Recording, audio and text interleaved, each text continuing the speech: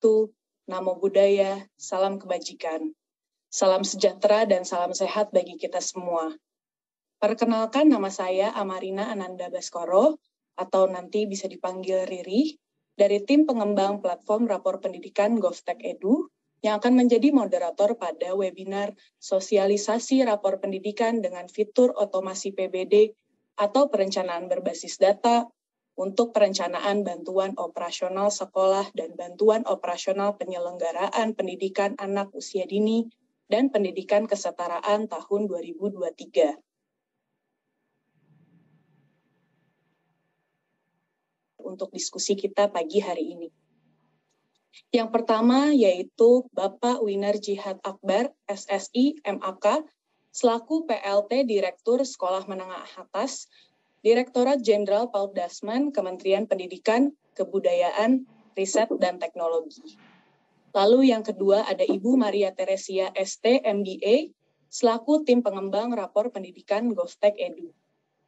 Adapun hari ini, materi yang akan dibawakan adalah perencanaan berbasis data bagi satuan pendidikan dalam perencanaan BOS dan BOP tahun 2023 oleh Pak Jihad, lalu diikuti dengan simulasi otomasi PBD oleh Ibu Maria, dan setelah itu akan dilanjutkan dengan sesi tanya-jawab. Baik, untuk mempersingkat waktu, pemaparan materi akan terlebih dahulu kami serahkan ke Pak Jihad. Dipersilahkan Pak, silahkan. Terima kasih Mbak Riri. Bismillahirrahmanirrahim. Assalamualaikum warahmatullahi wabarakatuh. Selamat pagi, salam sejahtera untuk kita semua. Yang saya hormati, Kepala Badan Standar Kurikulum dan Asesmen Pendidikan Kemdikbudristek RI, Bapak Anindito Aditomo PhD. Yang saya hormati, Sekretaris Direktorat Jenderal PAUD Dikdasdikmen Kemdikbudristek RI, Bapak Dr. Sutanto SHMA. Yang saya hormati, Ibu Maria Teresa STMBA, narasumber dari tim GovTech Edu. Bapak Ibu pejabat eselon 1, eselon 2, dan juga jajarannya, keluarga besar Kementerian Pendidikan Riset Teknologi dan juga Bapak Ibu dari tim GovTech Edu yang membantu kita, Bapak Ibu dari tim BSKAP, dan juga Bapak Ibu dari Ditjen PAUD Dikdasdikmen.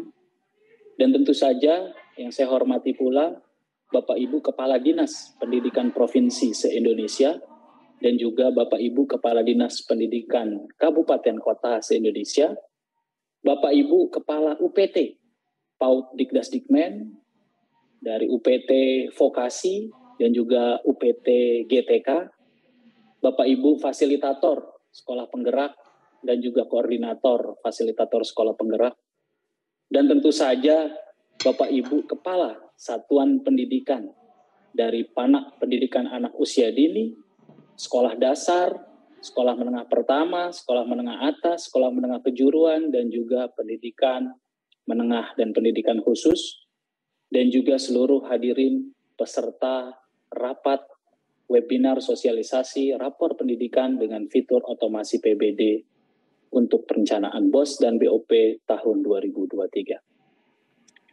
Pertama-tama, marilah sama-sama kita mengucapkan puji serta syukur terhadap Allah Subhanahu wa Ta'ala, Tuhan yang Maha Esa, sehingga kita diberikan kesehatan dan juga kesempatan dalam mengikuti acara webinar ini dengan aktif dan juga antusias. Bagaimana kabarnya Bapak Ibu semua? Semoga kita semua selalu mendapat kesehatan rahmat dari Allah Subhanahu wa Ta'ala, Tuhan yang Maha Esa. Bapak-bapak, ibu-ibu yang saya hormati, tadi telah kita dengarkan bersama arahan dari Pak Nino selaku Kepala Badan Standar Kurikulum Asesmen Pendidikan, bagaimana kita sudah mendapatkan pencerahan mengenai transformasi satuan pendidikan, bagaimana telah mewujudkan, mengembangkan kebijakan-kebijakan Merdeka Belajar untuk berfokus pada kompetensi dan karakter murid menuju profil pelajar Pancasila. Dalam kesempatan yang bahagia ini, saya ingin menyampaikan beberapa hal mengenai pemanfaatan fitur otomasi perencanaan berbasis data dalam platform rapor pendidikan untuk memanfaatkan perencanaan BOS dan BOP. Dalam hal ini saya ingin membagi paparan saya dalam 3 subtema atau topik terkait dengan yang pertama adalah BOS dan BOP, sumber utama dari satuan pendidikan yang kita rasa belum optimal. Yang kedua, saya ingin membicarakan mengenai isu prioritas pendidikan berdasarkan asesmen nasional dalam rapor pendidikan tentu saja. Dan yang terakhir, Bapak Ibu, kami ingin menjelaskan mengenai fitur otomasi PBD di rapor pendidikan mengatasi isu-isu yang dihadapi oleh satuan pendidikan tersebut. Bapak-bapak, ibu-ibu, insan pendidikan yang saya hormati, pernahkah menyaksikan di sebuah sekolah sederhana hasil fasilitas seadanya, tidak bermewah-mewah, tidak bermegah-megahan, namun para siswanya penuh semangat. Belajar dengan rajin, senyum lebar, belajar aktif, ada yang di kelas, ada yang di luar kelas, ada yang dinamis, siswa riang gembira, dan peningkatan kompetensi dan karakter siswa terjadi dengan pesatnya. Bagaimana bisa seperti itu? Kuncinya Bapak Ibu ada pada fokus kita, pada proses pembelajaran dengan memanfaatkan sumber daya yang ada dengan efektif dan efisien. Bapak-bapak, ibu-ibu insan pendidikan yang berbahagia, kita uraikan satu persatu. Kita lihat pertama terkait dengan sumber daya utama anggaran di satuan pendidikan. Yaitu apa Bapak Ibu? Yang paling besar adalah tentu saja BOS dan BOP. Mungkin slide selanjutnya. Kita lihat anggaran BOS dan BOP yang menyedot anggaran negara yang begitu besarnya. Ada anggaran BOS Dasmen itu ada 51,6 triliun. Besar sekali. Anggaran BOP PAUD 4,25 triliun. BOP kesetaraan 1,02 triliun. Bapak Ibu, kalau kita jumlah lebih dari 56 triliun negara menganggarkan untuk BOS dan BOP. Ini jauh lebih besar dari laba bersih yang diperoleh negara dari perusahaan-perusahaan terbesarnya seperti Pertamina, PLN, maupun Astra. Bapak-bapak, ibu-ibu, sangatlah mubazir jika anggaran yang besar yang sudah dilakukan oleh pemerintah tersebut disia-siakan berikut saja. Mungkin berikutnya, slide berikutnya akan menceritakan. Bapak-bapak, ibu-ibu yang saya hormati, BOS dan BOP bersumber dari anggaran negara. Dan sudah seharusnya lah pemanfaatan BOS dan BOP dilaksanakan sesuai dengan prinsip pengelolaan dana BOS, sesuai dengan aturan. Ada 5 prinsip-prinsip yang kita tekankan di sini. Yang pertama adalah fleksibel, yaitu sesuai kebutuhan satuan pendidikan. Sekolah sekarang diberikan kebebasan untuk membelanjakan BOS dan BOP sesuai dengan aturan. Untuk tujuannya, untuk peningkatan hasil belajar. Yang kedua, efektif, memberikan hasil atau pengaruh dan daya guna untuk mencapai tujuan pendidikan dan di satuan pendidikan yang sudah disampaikan oleh Pak Nino tadi. Bagaimana kita fokus meningkatkan kompetensi dan karakter murid. Bagaimana proses belajarnya, bagaimana menciptakan iklim atau lingkungan di sekolah yang nyaman, aman, dan inklusif. Dan bagaimana menciptakan karakter yang baik, meningkatkan literasi dan numerasi. Harus efektif. Yang ketiga adalah efisien. Bagaimana anggaran negara tersebut kita lihat subsidi BBM sudah overload sehingga BBM harus dinaikkan. Masa anggaran yang tidak diutak-utik BOS dan BOP tidak dibelanjakan secara efisien.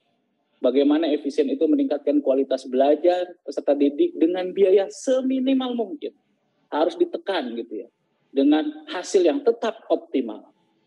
Yang keempat adalah akuntabel, dapat dipertanggungjawabkan. Karena ini anggaran berasal dari negara, berasal dari rakyat, harus bisa dipertanggungjawabkan dan dipertanggungjawabkan. Secara keseluruhan, setiap sen anggaran negara tersebut harus ada bukti-bukti yang bisa dipertanggungjawabkan. Dan logis sesuai dengan aturan perundang-undang. Dan yang terakhir adalah transparan. Bapak Ibu, Dengan adanya teknologi, kita berusaha ada platform-platform yang membuat anggaran BOS dan BOP bisa dilaksanakan secara transparan, dikelola secara terbuka, dan bisa mengakomodir aspirasi pemangku kepentingan sesuai dengan kebutuhan pendidikan, kebutuhan satuan pendidikan. Berikutnya, Bapak Ibu, berdasarkan Permendikbud nomor 2 tahun 2022 tentang petunjuk teknis pengelolaan dana BOS, BOP, bantuan operasional penyegaran pendidikan kesetaraan, dan juga PAUD. Dari 12 kategori penggunaan BOS ini dan 10 kategori BOP, berdasarkan penelitian, satuan pendidikan belum menganggarkan kegiatan yang dapat meningkatkan kualitas hasil belajarnya. Kita lihat ada 12, dari 12 BOS itu ada yang sesuai dengan kita kategorikan sesuai dengan mendukung hasil belajar, peningkatan pembelajaran, yaitu terkait nomor 3 kegiatan pelajaran ekstrakurikuler, nomor 2 perpustakaan, ada kegiatan assessment di nomor 4 assessment dan evaluasi pembelajaran, nomor 6 pengadaan profesi guru, dan lain sebagainya. Dan yang non kualitas pembelajaran hanya sedikit, yaitu terkait honor, administrasi sekolah, dan sarana prasarana. Berikutnya. Nah, ini kita lihat Bapak Ibu berdasarkan kajian di slide berikutnya terhadap pembelajaran BOS tahun 2020. Nah, ini kita lihat Bapak Ibu, yang merah ini 70% penggunaan dana BOS digunakan pada non kualitas pembelajaran. 70% digunakan pada kegiatan non kualitas pembelajaran. Penggunaan dana BOS belum berfokus pada peningkatan kualitas pembelajaran. Padahal Bapak Ibu, permasalahan utama pendidikan adalah rendahnya kualitas pembelajaran dan juga ketimpangan kualitas pembelajaran. Ini seperti kita analogikan, jika kita ada gatal di kepala yang digaruk kaki, ya nggak nyambung gitu, tidak bisa menyelesaikan masalah gitu. Kita lihat slide berikutnya. Sesuai dengan hasil asesmen tahun 2021, asesmen nasional Bapak Ibu yang sudah dimasukkan dalam rapor pendidikan Bapak Ibu di satuan pendidikan, isu prioritas di pendidikan Indonesia adalah numerasi, literasi. Yang pertama, di sebelah kiri itu terlihat bahwa 1 dari 2 peserta didik, atau kalau kita bisa lihat 1 dari 2 peserta didik, itu 50%. Peserta didik belum mencapai kompetensi minimal literasi. Kita bayangkan Bapak Ibu, hanya separuh yang mencapai minimal literasi. Itu adalah isu yang patut kita prioritaskan. Ini lebih parah lagi yang kedua, lebih besar dari yang literasi. 2 dari 3 peserta didik atau lebih dari 60% peserta didik belum mencapai kompetensi minimal numerasinya. Kita bayangkan Bapak Ibu, ini adalah problem terbesar kita. Ini untuk kompetensi, literasi dan numerasi. Belum lagi yang di sebelah kanan. Bapak Ibu, ada terkait lingkungan sekolah, ada belum mendukung pembelajaran. Dibuktikan dari hasil AN tahun lalu, yaitu 22,4%. Atau hampir 1/5 dari peserta didik berpotensi mengalami insiden perundungan dalam 1 tahun terakhir. Bayangkan Bapak Ibu, 1/5 dari anak-anak kita, hampir 1/5 mengalami insiden perundungan. Ditambah lagi Bapak Ibu, di sebelah kanannya lagi, 22,4% ini hasil survei peserta didik pernah mengalami potensi insiden kekerasan seksual. Miris sekali mendengar data-data tersebut Bapak Ibu. Berikutnya, nah, untuk mengatasi hal tersebut Bapak Ibu, sebenarnya Kemdikbudristek sudah menyediakan platform rapor pendidikan yang sudah diluncurkan di episode Merdeka Belajar 19 pada 1 April.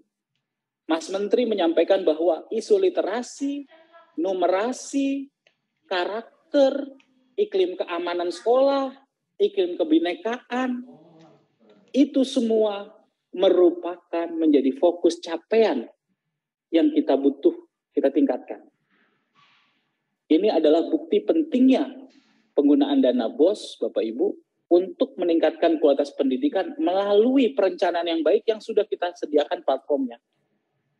Platform rapor pendidikan menjadi sumber data utama bagi satuan pendidikan untuk mengetahui kualitas pembelajarannya. Sumber data ada 9, Bapak Ibu. Ada dari asesmen kompetensi minimum, survei karakter, survei lingkungan belajar, Dapodik, ada dari Kemenak juga, ada dari BPS, Tracer Studi khusus SMK, platform digital, guru dan kepala sekolah, dan juga dari GTK, Bapak Ibu. Berikutnya.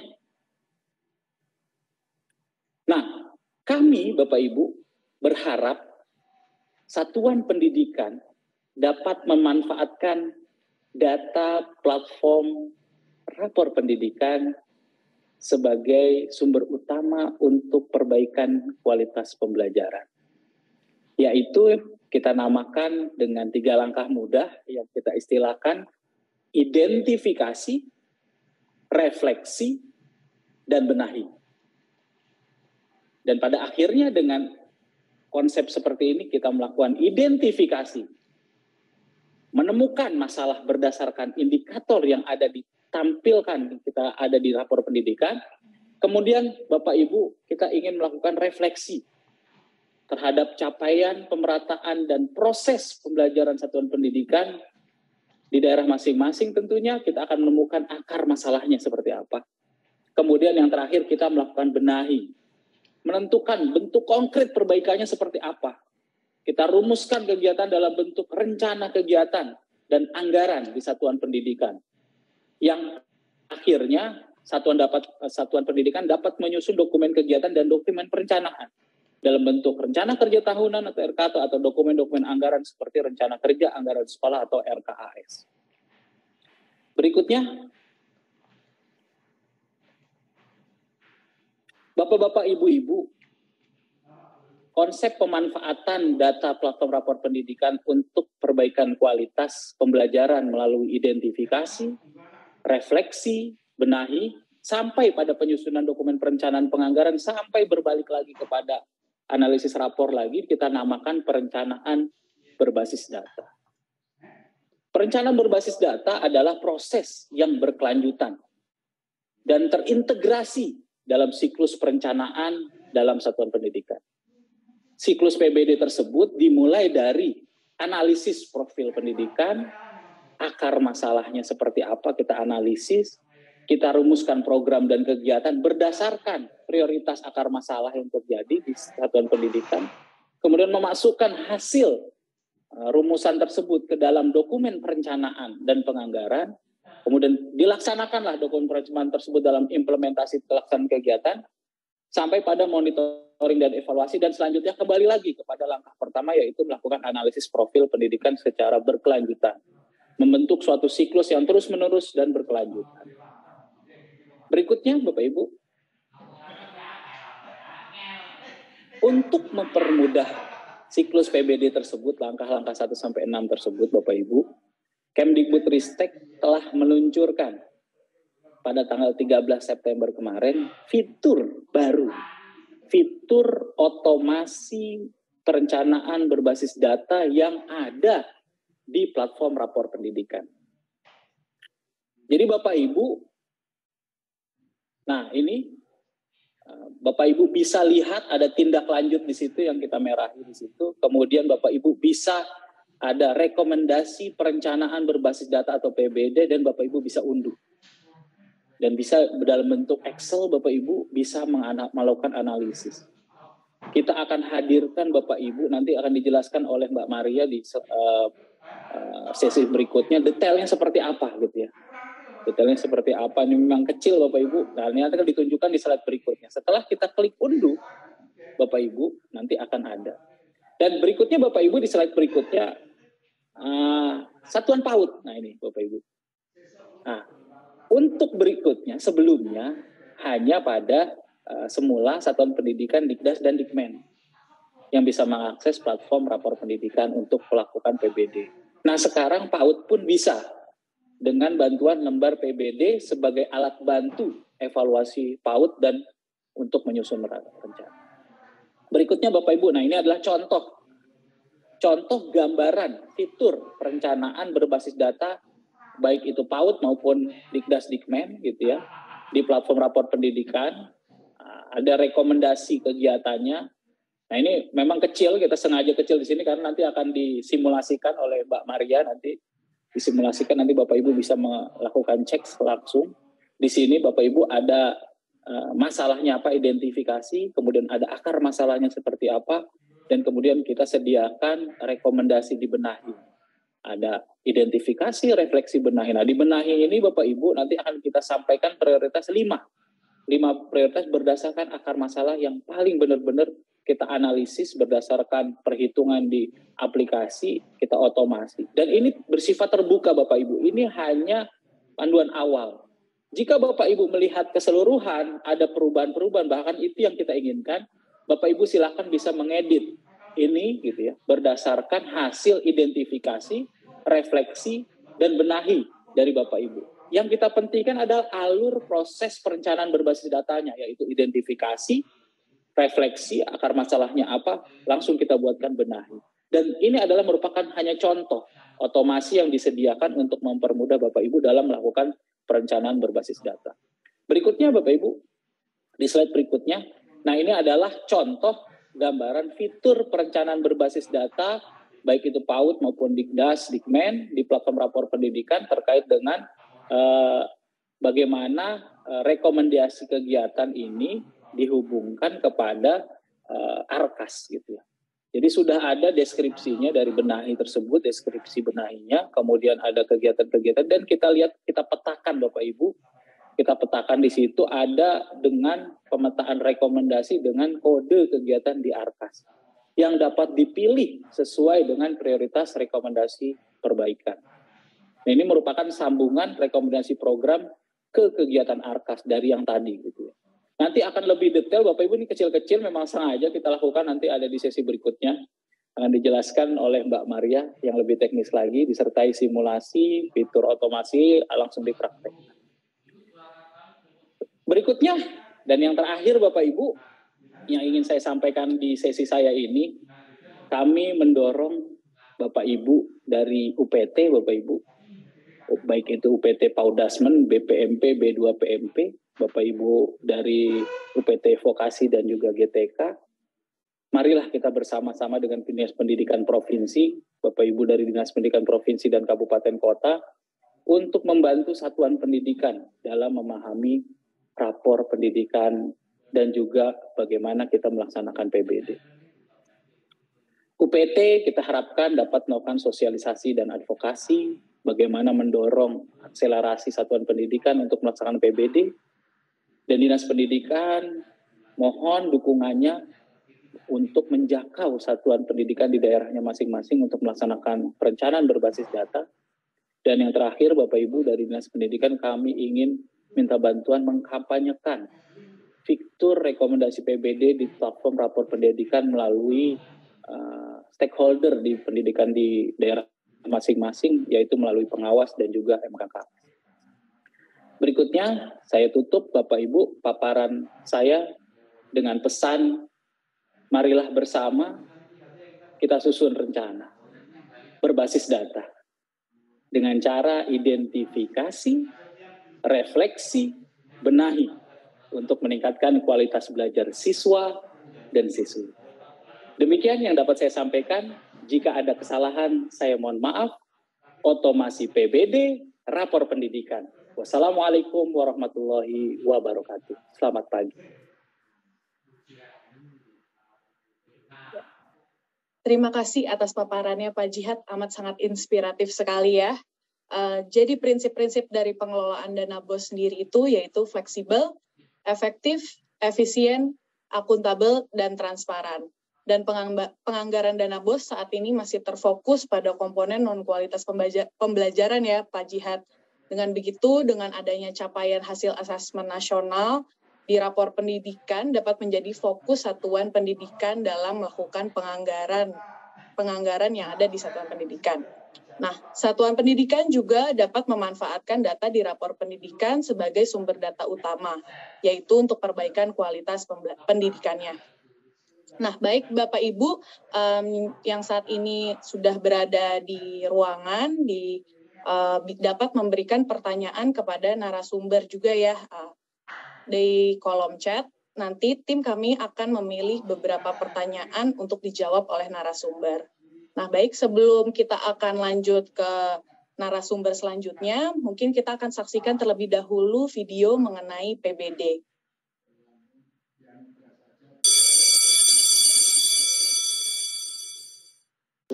Ini Pak Budi, Kepala Sekolah SMA 1 Kota Megah.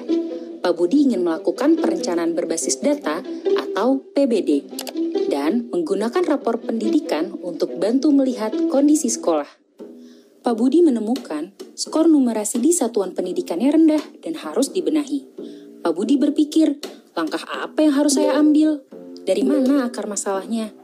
Bagaimana ya cara membenahinya? Kini, ada fitur rekomendasi perencanaan berbasis data atau PBD di rapor pendidikan. Pak Budi cukup unduh rekomendasi PBD untuk dapatkan rekomendasi langkah-langkah benahi dari yang paling sederhana. Di dalam rekomendasi PBD dilengkapi juga 5 prioritas rekomendasi. Fitur ini bantu mengidentifikasi masalah. Contohnya, kemampuan numerasi, indeks karakter, iklim keamanan sekolah, menjadi prioritas masalah yang harus dibenahi satuan pendidikan Pak Budi. Lalu, fitur ini membantu merefleksikan akar masalahnya. Di sini Pak Budi dapat melihat dari mana saja akar masalah dari identifikasi masalah yang perlu dibenahi. Fitur rekomendasi PBD juga bantu berikan beragam rekomendasi langkah nyata untuk benahi masalah yang menjadi prioritas di satuan pendidikan Pak Budi. Sehingga Pak Budi jadi lebih tahu langkah pembenahan apa yang harus dilakukan.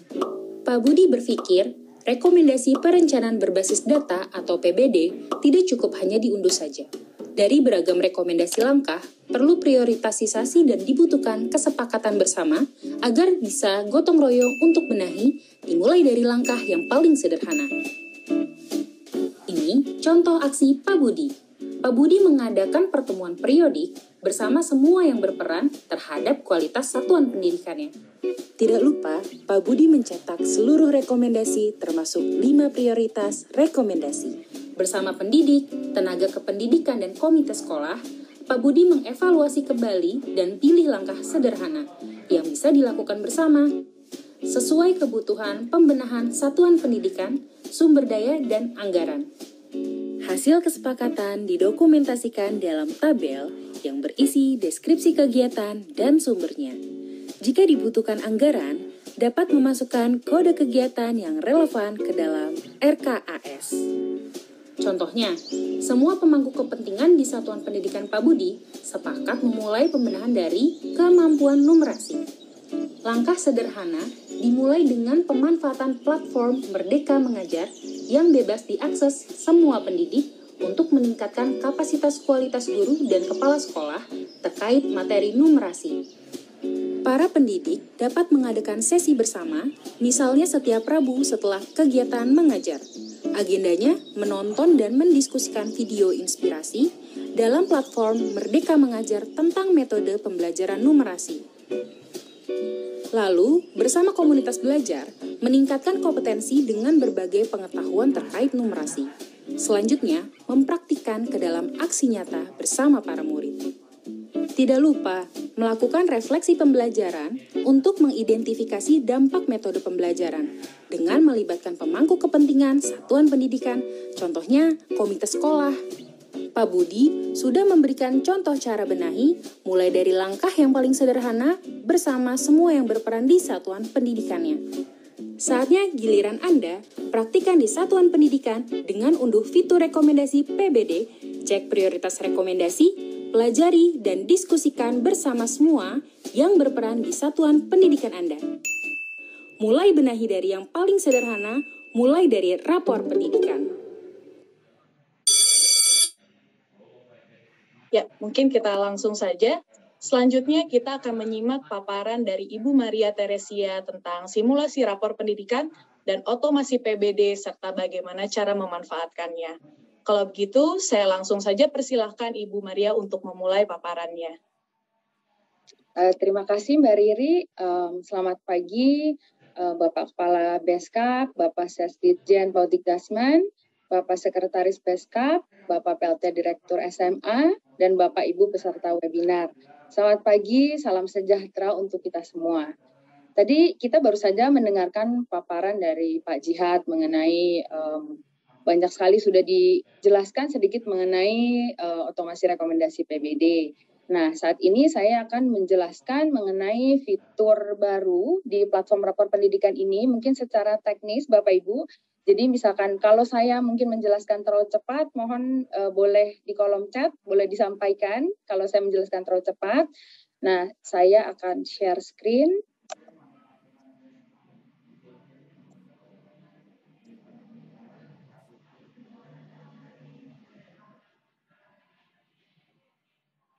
Apakah screen saya sudah terlihat? Sudah terlihat. Oke, baik.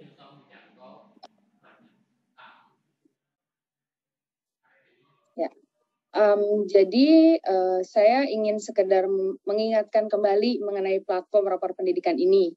Jadi platform ini yang menyajikan hasil asesmen nasional dan data-data lainnya mengenai capaian hasil belajar dalam tampilan yang terintegrasi, lalu ditujukan untuk satuan pendidikan dan pemerintah daerah sebagai bahan refleksi dan identifikasi tantangan pendidikan di wilayah kerja masing-masing. Lalu untuk dasar menyusun rencana perbaikan pendidikan yang secara lebih akurat dan berbasis data.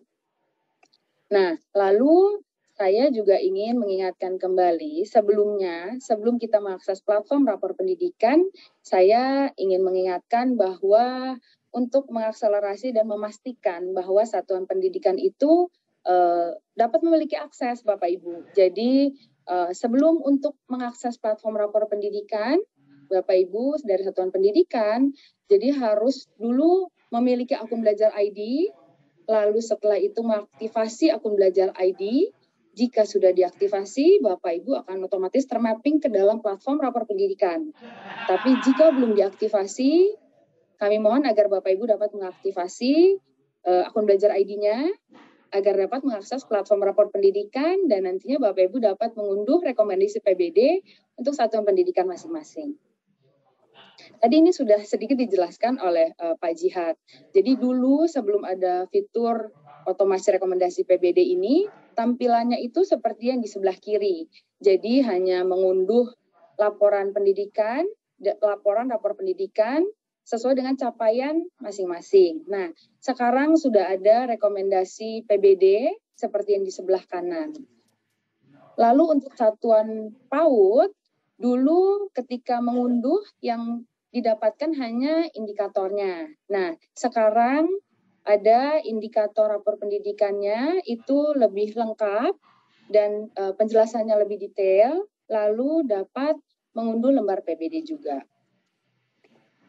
Kita langsung saja ke simulasi platform rapor pendidikan. Nah, ini adalah laman depan platform rapor pendidikan Bapak Ibu. Jadi saya ingatkan sekali lagi bahwa perlu mengaktifasi akun belajar ID, lalu menggunakan akun belajar ID yang sudah diaktifasi untuk masuk ke dalam platform rapor pendidikan. Saya langsung saja melakukan simulasi.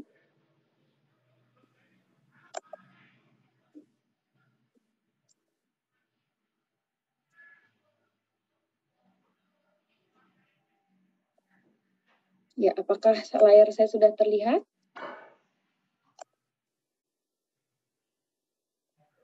Oke, jadi di sini kita akan membahas dulu mengenai rapor pendidikan Dasman dan fitur otomasi rekomendasi PBD untuk Dasman.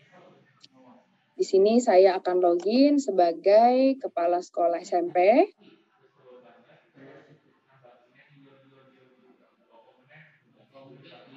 Mohon maaf, ini internetnya sedikit tersendat.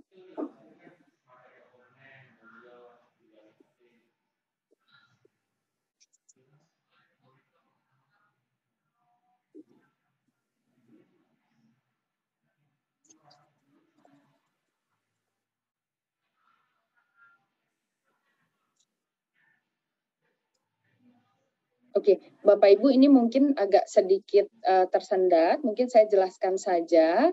Jadi Bapak Ibu untuk Satuan Pendidikan Dasman, nanti Bapak Ibu bisa login ke dalam platform rapor pendidikan, lalu Bapak Ibu bisa pilih di bagian fitur ini tindak lanjut Bapak Ibu.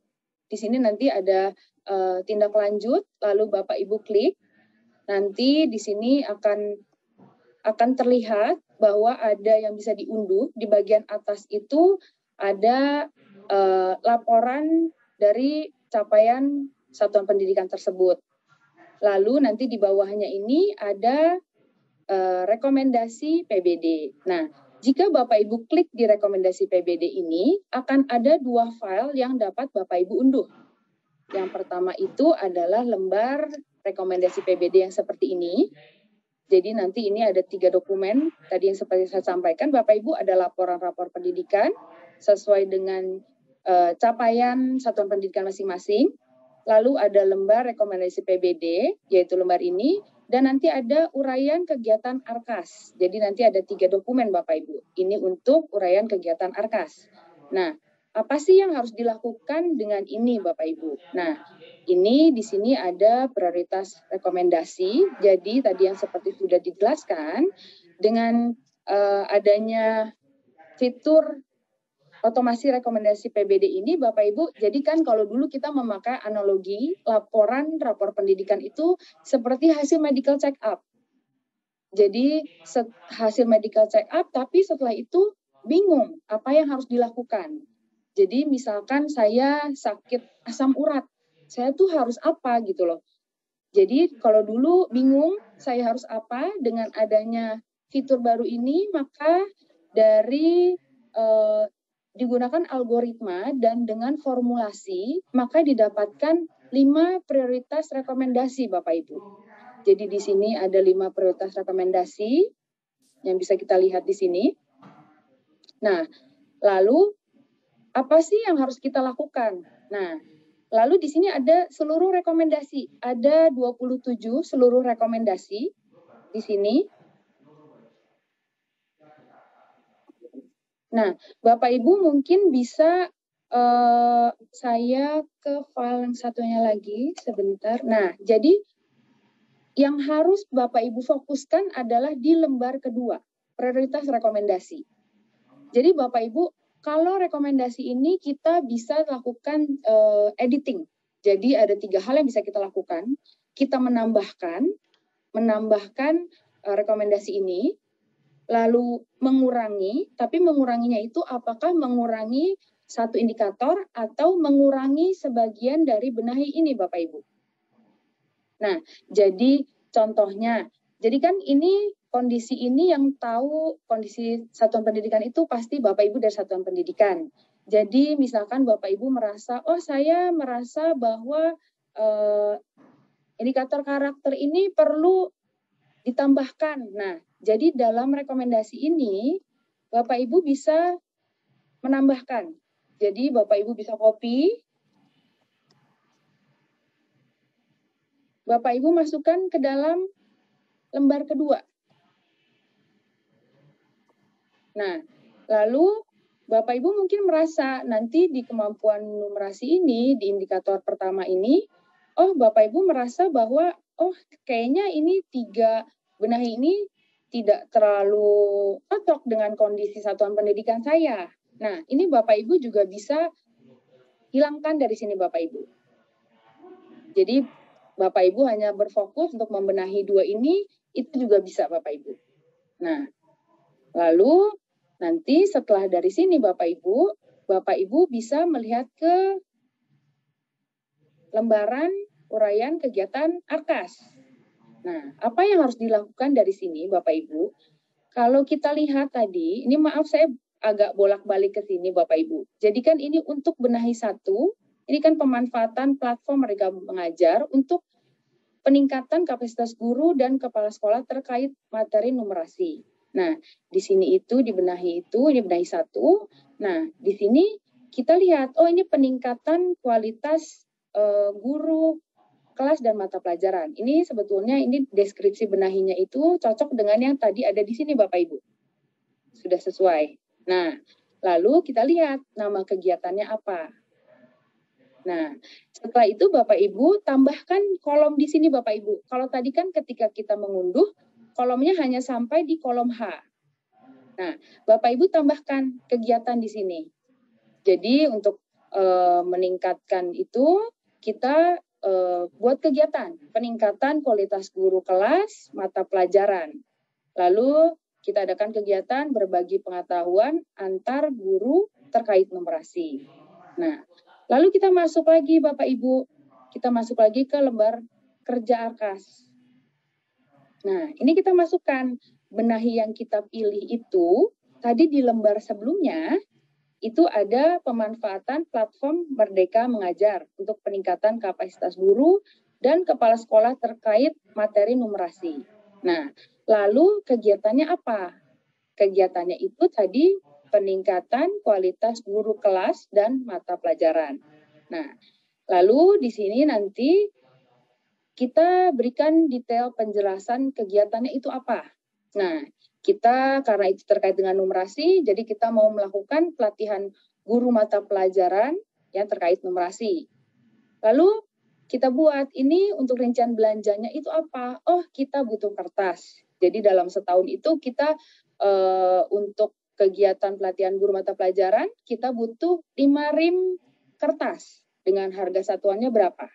Nah, lalu kita butuh honor pelatih. Misalkan Satuan Pendidikan Bapak Ibu ingin melakukan 4 kali pelatihan dalam 1 tahun. Nah, ini misalkan harga satuannya berapa, ini adalah biaya yang dibutuhkan dalam 1 tahun. Nah, lalu akan ada snack, ini kira-kira 40 kotak dalam satu tahun, lalu ini totalnya berapa. Nah, lalu nanti Bapak Ibu kembali lagi ke lembar rekomendasi ini. Nah, lalu Bapak Ibu mau berfokus ke penguatan pembelajaran numerasi dengan menggunakan modul numerasi berbasis tema dan sumber lainnya di luar platform Merdeka Mengajar. Nah, lalu Bapak Ibu lihat lagi di uraian kegiatan Arkas yang ada di sini. Nah, kalau misalkan Bapak Ibu mau melakukan deskripsi benahinya itu, berarti misalkan kita pilih pengadaan bahan referensi. Nah, lalu Bapak Ibu tambahkan di sini. Jadi, pengadaan bahan referensi, lalu melakukan rapat mingguan menggunakan modul numerasi. Nah, dari sini kita masukkan kembali ke dalam lembar kerja Arkas. Nah, di mana untuk penguatan pembelajaran numerasi dengan menggunakan modul numerasi berbasis tema dan sumber lainnya di luar platform Merdeka Mengajar itu, kita mau kegiatannya adalah pengadaan bahan referensi. Lalu untuk penjelasan kegiatannya, kita lakukan pembelian materi buku modul yang terkait dengan numerasi. Nah, lalu ada berapa buku yang kita anggarkan dalam 1 tahun. Nah, di sini kita tulis berapa buah dan total anggaran yang dibutuhkan berapa. Jadi Bapak Ibu untuk lembar kerja Arkas ini sebetulnya nanti Bapak Ibu bisa kembali lagi ke lembar rekomendasi PBD. Jadi kalau misalkan dana BOS yang Bapak Ibu miliki dalam 1 tahun tidak cukup, ini nanti bisa diedit lagi Bapak Ibu, disesuaikan lagi. Jadi semua rekomendasi PBD ini sebetulnya berbasisnya ada 3 Bapak Ibu. Yang pertama adalah kebutuhan dari satuan pendidikan, lalu dari sumber dayanya juga, dan dari anggaran yang dimiliki Bapak Ibu. Jadi semua bisa disesuaikan tergantung dengan satuan pendidikan Bapak Ibu. Nah, lalu nanti setelah itu dari lembar kerja Arkas ini yang akan dimasukkan ke dalam aplikasi Arkas Bapak Ibu. Begitu. Nah, jadi Bapak Ibu yang saya sarankan adalah begitu Bapak Ibu mengunduh rekomendasi PBD ini, Bapak Ibu mohon agar Bapak Ibu dapat membaca dulu panduannya. Nanti akan ada panduannya di halaman pertama ini, Bapak Ibu bisa dilihat dulu, dibaca dulu, lalu prioritas rekomendasi, ada 5, lalu Bapak Ibu melihat seluruh rekomendasi, Lalu Bapak Ibu berfokus pada lembar 2, prioritas rekomendasi.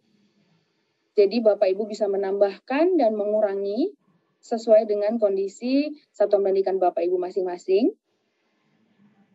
Lalu masuk ke uraian kegiatan ARKAS yang disesuaikan dengan kegiatan yang tadi kita sudah buat di sini Bapak Ibu. Nah, lalu selanjutnya dimasukkan ke lembar kerja ARKAS. Lalu setelah dari sini, jika dari total anggarannya sudah sesuai, Bapak Ibu bisa masukkan ke dalam aplikasi ARKAS. Begitu Bapak Ibu kalau untuk satuan pendidikan Dasman. Nah, sekarang saya akan menjelaskan mengenai satuan pendidikan lembar PBD untuk satuan pendidikan PAUD Bapak Ibu.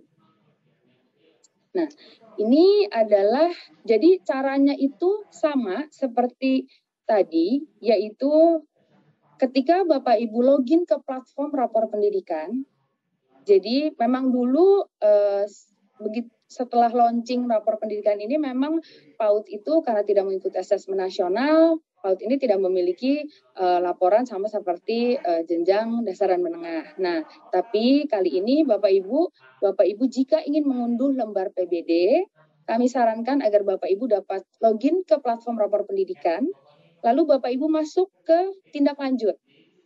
Di sini ada fitur tindak lanjut. Nah, Bapak Ibu bisa klik indikator rapor pendidikan di sini. Nah, apa sih yang dapat kita lihat dari indikator rapor pendidikan? Bentuknya seperti ini Bapak Ibu. Jadi ada indikator untuk PAUD, indikator dimensi D dan E, sebagai transformasi sekolah menuju PAUD berkualitas. Bapak Ibu bisa baca, di sini banyak penjelasan mengenai indikator-indikatornya Bapak Ibu. Ada sekitar 20 halaman. Nah, lalu di bagian bawahnya Bapak Ibu unduh lembar PBD. Nah, lembar PBD-nya itu seperti apa sih? Nah, lembar PBD-nya itu seperti ini Bapak Ibu.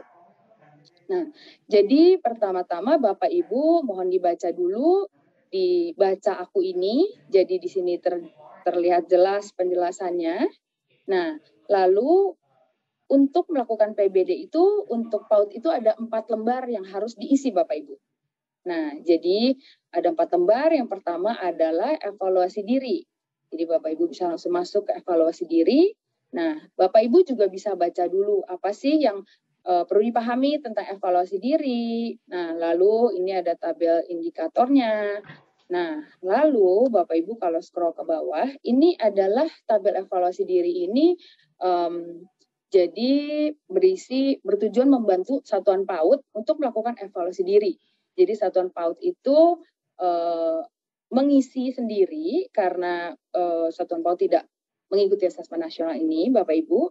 Jadi lembar ini harus diisi sejujur-jujurnya, Bapak Ibu. Jadi sejujur-jujurnya, serela-relanya, gitu, sesuai dengan kondisi satuan PAUD.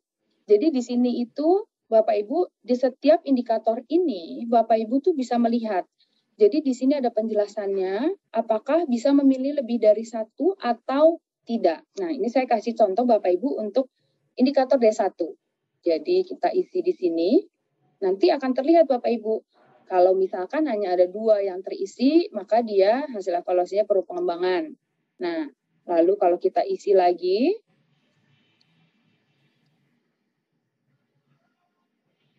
ini nanti kondusif. Nah, atau kalau terisi semuanya, maka akan prima. Nah, oke. Lalu nanti diisi sampai bawah, Bapak Ibu. Jadi ini agak lumayan panjang, Bapak Ibu. Tapi Bapak Ibu lihat bahwa ini apakah nanti diisinya hanya 1, di sini ada penjelasannya.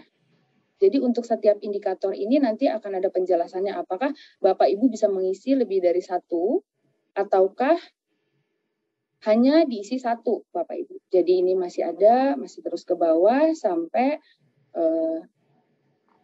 elemen yang di bawah. Ini indikator dimensi E. Nah, jadi Bapak Ibu untuk lembar evaluasi diri ini, Bapak Ibu harus mengisinya sampai selesai, Bapak Ibu. Jadi ini sampai ada halaman di baris 212 Bapak Ibu.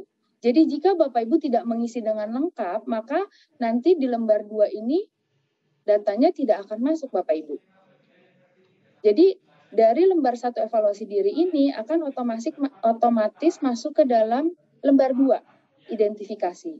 Nah, kalau untuk tadi ini ada 4 prioritas, memang ini adalah prioritas dari PAUD. Jadi ini merupakan fokus perencanaan yang disarankan untuk dijadikan indikator prioritas Bapak Ibu. Sedangkan untuk yang berwarna merah ini adalah tadi yang Bapak Ibu nilai sesuai dengan evaluasi diri. Jadi tadi ada warnanya merah tergantung dengan capaiannya. Ini ada warnanya biru, hijau, dan biru. Nah, lalu dari sini ini agak mirip dengan untuk lembar PBD untuk dasaran menengah. Nah, jadi 4 ini disarankan untuk masuk. Berapa banyak sih yang boleh dipilih? Nah, jadi kalau kita tahu bahwa kita sesuaikan lagi dengan sumber daya di satuan PAUD. Nah, jadi sebetulnya boleh lebih dari 4. Jadi maksimal sebetulnya 5. Tapi jika sumber dayanya memang sudah baik, boleh dipilih lebih dari 5, akan tetapi jangan lebih dari 10 Bapak Ibu. Jadi difokuskan dulu kepada mungkin kita buat 5 gitu Bapak Ibu, kita tambahkan. Oh, menurut Bapak Ibu mungkin ini kalau di lembar PBD PAUD ini tidak diurutkan sesuai seperti algoritma seperti tadi di Dasman Bapak Ibu. Jadi ini tidak diurutkan berdasarkan skor atau apa. Jadi Bapak Ibu bisa pilih. Jadi misalkan Bapak Ibu ingin asesmen yang meningkatkan kualitas pembelajaran. Nah, Bapak Ibu bisa pilih, Bapak Ibu tambahkan ke dalam sini gitu. Nah, lalu kita lanjut Bapak Ibu setelah memilih fokus perencanaannya apa. Jadi kalau untuk memilih fokus perencanaan di sini tidak bisa copy paste Bapak Ibu. Jadi Bapak Ibu harus pilih, ini ada drop down. Nah, Bapak Ibu klik, terus Bapak Ibu sesuaikan dengan di tabel 3. Nah, lalu kita masuk ke lembar berikutnya. Nah, di sini tadi kan ada 4 indikator prioritas Bapak Ibu. Nah, ini ada diberikan akar masalahnya apa gitu. Nah, lalu di sini ada dari akar masalah itu apa saja sih kegiatan benahinya gitu. Jadi ini ada pilihannya di sini yang Bapak Ibu bisa masukkan ke dalam tabel yang disediakan Bapak Ibu. Jadi tadi ada selanjutnya di lembar ini Bapak Ibu bisa copy paste dari lembar identifikasi. Jadi Bapak Ibu bisa copy paste. Bapak Ibu pindahkan ke dalam sini.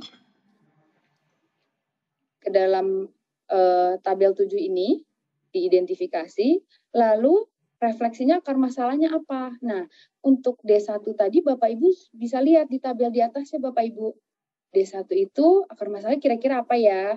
Nah, di sini ada akar masalahnya. Satuan belum memiliki kemampuan untuk menyusun dokumen perencanaan pembelajaran. Nah, Bapak Ibu bisa masukkan, bisa copy paste juga akar masalahnya di sini Bapak Ibu. Bisa dipindahkan. Nah, lalu untuk benahinya. Nah, benahi itu tadi ada kolom di atas Bapak Ibu. Kalau satuan belum memiliki kemampuan untuk menyusun dokumen perencanaan pembelajaran itu, benahinya tuh seperti apa? Nah, nanti kegiatan benahinya Bapak Ibu bisa pilih. Apakah menurut Bapak Ibu kegiatan benahinya ini lebih cocok yang mana Bapak Ibu? Jadi misalkan Bapak Ibu pilih kegiatan benahinya itu yang bagian atas, kegiatan belajar bersama untuk penguatan kualitas perencanaan pembelajaran. Nah, lalu kegiatan RKS-nya apa? Nah, ini nanti akan dipindahkan ke sini Bapak Ibu, ke lembar 4. Jadi dari sini Bapak Ibu bisa copy, benahi dan kegiatan RKS-nya apa. Lalu Bapak Ibu pindahkan di sini, penyusunan dokumen perencanaan, lalu deskripsi rincian belanjanya itu apa yang dibutuhkan. Jadi misalkan butuh kertas untuk dokumen perencanaan pembelajaran, lalu Bapak Ibu butuh kertas 5 rim, lalu totalnya 500.000.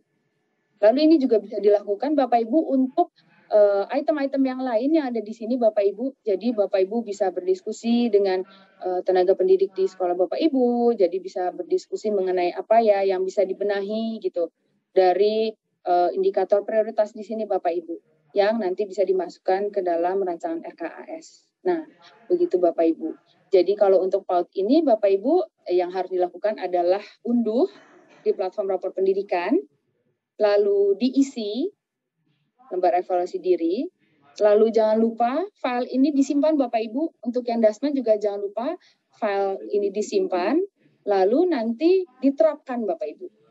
Jadi kalau untuk lembar ini, untuk yang PAUD, khusus untuk PAUD, bisa diunduh di PAUDpedia Bapak Ibu.